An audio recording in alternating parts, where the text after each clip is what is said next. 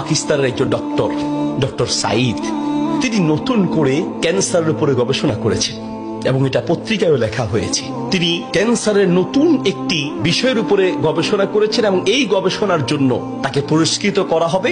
এই জন্য তিনি নিজের দেশ ছেড়ে আরেকটি দেশে যেতে হবে। তিনি সেই দেশে যাওয়ার জন্য বিমানের টিকিট কাটলেন। তিনি তার জীবনে দোয়ার যে ফল, দোয়ার মাধ্যমে যে কি করে অসম্ভব সম্ভব হয় তার বাস্তবতা তিনি নিজ মুখে বলছেন যে আমি বিমানের টিকিট কাটলাম, বিমানে উঠলাম, মনে বড় আনন্দ। দীর্ঘদিনের গবেষণার পরে আজ আমি পুরস্কার পেতে চলছি। বিমানে ওঠার পরে 1 ঘন্টা কোন রকম বিমান চলার পরেই আমাদেরকে পাইলট বলল যে আপনারা বেল শক্ত করে বাঁধেন, কারণ বিমানের যান্ত্রিক ত্রুটির কারণে সামনে আগাতে পারবে না। আশেপাশের যে কোনো একটা এয়ারপোর্টে আমরা সুযোগ পেলেই সেখানে ল্যান্ড করব। তিনি বললেন। কিছুক্ষণ পরেই বিমানটা ল্যান্ড করলো। আমি একেবারেই ভেঙে পড়লাম যে আমার বোধহয় যাওয়া হবে না। বিমান ল্যান্ড করার পর জিজ্ঞেস করলাম এটা কি যাবে? বলছে যে ত্রুটি, এটা আজকে যাবে না। তাড়াতাড়ি বলছেন যে আমি সেই বিমান বন্দরে বিমান থেকে নেমে চলে গেলাম ইমিগ্রেশন কাউন্টারে, গিয়ে বললাম যে আমি তো ওই জায়গায় যেতে চাই, পরবর্তী বিমান কখন? বলছে পরবর্তী বিমান কমপক্ষে 16 ঘন্টা পরে, আর এই বিমান যাওয়া সম্ভব নয়। তাহলে আমি কি করব?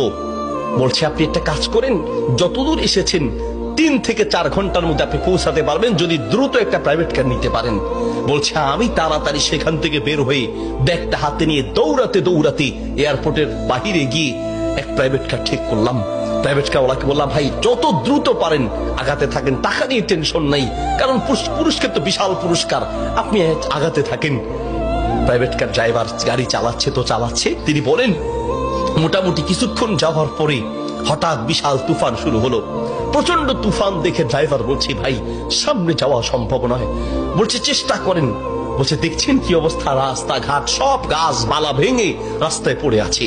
যখন তুফান আরো প্রচন্ড বাড়তে লাগলো আমি অবশেষে নিরাশ হয়ে বললাম যে জীবন বাঁচানো দরকার, পুরস্কার দিয়ে কি হবে, নিজেই যদি মরে যাই থাক, পুরস্কার চিন্তা নাই, সামনে যাওয়ার দরকার নেই।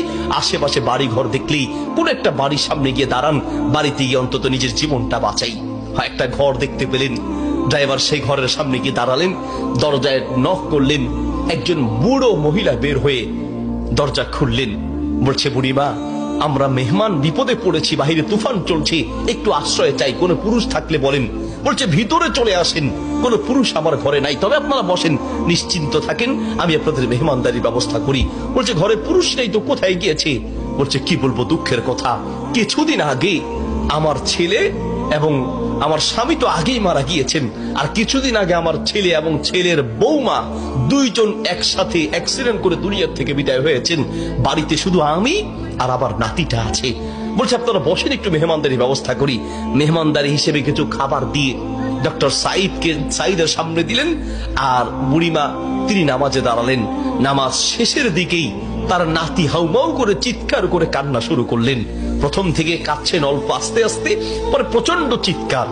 ডক্টর সাইদ বলেন বুড়িমা আপনি কি করছেন, একটু নাতিটাকে নিয়ে আসেন, এইভাবে কাঁদছে কেন? পরে নাতিটাকে কোলে করে নিয়ে আসলেন। ডক্টর সাইদ জিজ্ঞেস করলেন যে তার চেহারা পুরো নীল হয়ে আছে, তার কারণটা কি, ওর কি রোগ হয়েছে? বলছে ডাক্তার সাহেব কি বলবো দুঃখের কথা, আল্লাহ আমাকে পরীক্ষা করছেন। আমার স্বামী তো অনেক আগেই দুনিয়া থেকে বিদায় হয়েছে, আমার সম্বল ছিল আমার ছেলে, সেই ছেলেটাকে আল্লাহ নিলেন, ছেলের বৌমাকেও নিয়ে গেলেন। আমার এই নাতিটা কোন রকমে আমার কাছে ছিল, তাই সে যায় নাই, এই জন্য অ্যাক্সিডেন্ট করে তারা মারা গিয়েছে, কিন্তু ছেলেটা রয়ে গেল। এখন এই ছেলেটার একটা কঠিন মারাত্মক ক্যান্সার হয়েছে, যার চিকিৎসা আমাদের দেশে সম্ভব নয়। ডাক্তার সাইদ বলছে আপনি কি দেখিয়েছেন? বলছে হ্যাঁ, এটা নতুন ধরনের ক্যান্সার, এলাকায় যাকেই দেখাই সবাই একই কথা, আমাদের পক্ষে সম্ভব নয়। তো ডাক্তাররা কি পরামর্শ দিয়েছে? বলছে পাকিস্তানে যেতে। পাকিস্তানে একজন ডাক্তারের নাম বলেছে, তিনি এই নতুন রোগের, এই নতুন ক্যান্সার উপরে তিনি গবেষণা করেছেন, তার কাছে গেলে নাকি ভালো হবে। ডাক্তারের নাম বলেছে? বলছে নাম তো বলেছে, কিন্তু ঠিকানা তো কিচ্ছু জানা নাই। কিন্তু আমার বিশ্বাস, আমি প্রত্যেক নামাজের পরে এবং সেজদায় গিয়ে আল্লাহর কাছে দোয়া করি, কারণ আমার বিশ্বাস মানুষের পক্ষে অসম্ভব হতে পারে, আল্লাহর পক্ষে অসম্ভব বলতে কিচ্ছু নাই। আল্লাহু আকবার। আমি প্রতিদিন নিয়মিত আল্লাহর কাছে দোয়া করি, মালিক আমি তো সেই ডাক্তার হসপিটাল কিচ্ছু চিনি না, আমার পক্ষে চেনা সম্ভব নয়, তার কোনো ঠিকানাও কারো জানা নাই। তিনি নাকি পাকিস্তানের ডাক্তার। বুড়িমা বলেন তো সেই ডাক্তারের নাম কি? বলছে সেই ডাক্তারের নাম নাকি ডক্টর সাইদ, নতুন করে তিনি নাকি এই ক্যান্সার উপরে গবেষণা করেছেন। বলছে বুড়িমা কসম করে বলেন তো ডাক্তার সাইদের সাথেই আপনাকে দেখা করতে বলেছে? মহিলা বলছে ভাই আপনি মেহমান মানুষ, আমি কেন আপনার কাছে মিথ্যা বলতে যাব? ডাক্তার সাইদ তিনি নাকি নতুন করে ক্যান্সার উপরে গবেষণা করেছেন, আপনার বাড়ি কোথায়?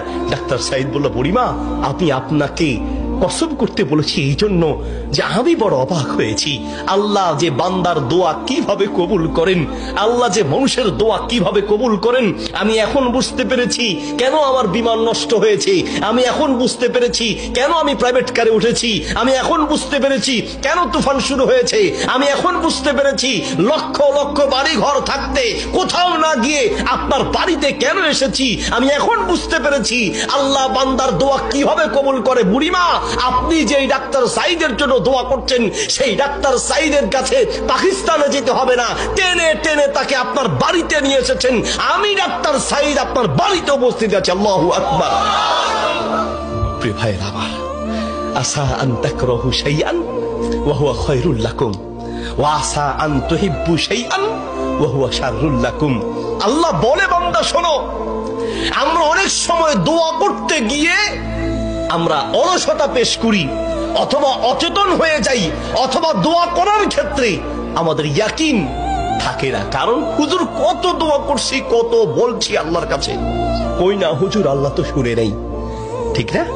অনেকের কথা অনেক হুজুর দোয়া করার জন্য বলেন, কত দোয়া করছি হুজুর, তাহাজ্জুদের সময় দোয়া করছি, শেষ রাতে দোয়া করছি, চোখের পানিতে মুখ ভাসিয়ে দোয়া করছি, কত চাইছি আল্লাহর কাছে, হুজুর আল্লাহ দেয় নাই। শোনেন আল্লাহ বলেন বান্দা মাঝে মাঝে আমি তুমি চাও আমি দেই না, এই যে আমি দেই নাই হতে পারে আমি এই না দেওয়ার মাঝেই তোমার কল্যাণ আছে। আল্লাহু আকবার।